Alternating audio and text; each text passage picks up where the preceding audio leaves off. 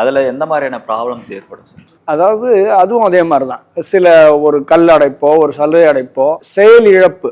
செயலிழப்பு எப்படின்னா அந்த நெஃப்ரான்ஸ் அப்படின்னு சொல்லுவாங்க. அந்த நெஃப்ரான்ஸ் வந்து ஃபில்ட்ரேஷன் தான் பண்ணக்கூடியது. அதுதான் அந்த நெஃப்ரான்ஸ் வந்து செயலிழந்துடுறதோ, ஹைட்ரோனெஃப்ராசிஸ்வாங்க. கல் அடைச்சி அது வேலை செய்யாமல் போறதோ, சில பல காரணங்கள். பிபி ஹை பிபியா இருக்கும்போது அந்த இடம் ஓவர் ப்ரெஷர் ஆகி இன்ஃப்ளாம் ஆகி ஏதோ ஒரு விதத்துல கிட்னி கெட்டு போறது பாக்குறோம். ஜென்ரலா ஒரு 50 வயசு 55 வயசுக்கு மேல தான் கிட்னி ப்ரெஷர் வரணும். ஆனா இப்பெல்லாம் பாத்தீங்கன்னா 25-30 வயசு நல்ல பிரைம் ஏஜ்ல நீங்க அந்த கிட்னி ஃபெயிலியர்னு வருவாங்க. காரணம் என்னன்னு பாத்தீங்கன்னா அந்த பிபியை இக்னோர் பண்ணிடுவாங்க. ஹை பிபி இருக்கும், இது தெரியாமையே அப்படி ஒரு மாதிரி தள்ளிட்டு. அதனால இந்த காலத்துல நீங்க எதுவுமே நம்ம கண்ட்ரோல்ல கிடையாதுங்க. உணவு பழக்கம் பல விஷயங்கள் நம்ம கண்ட்ரோல் விட்டு போயிடுச்சு.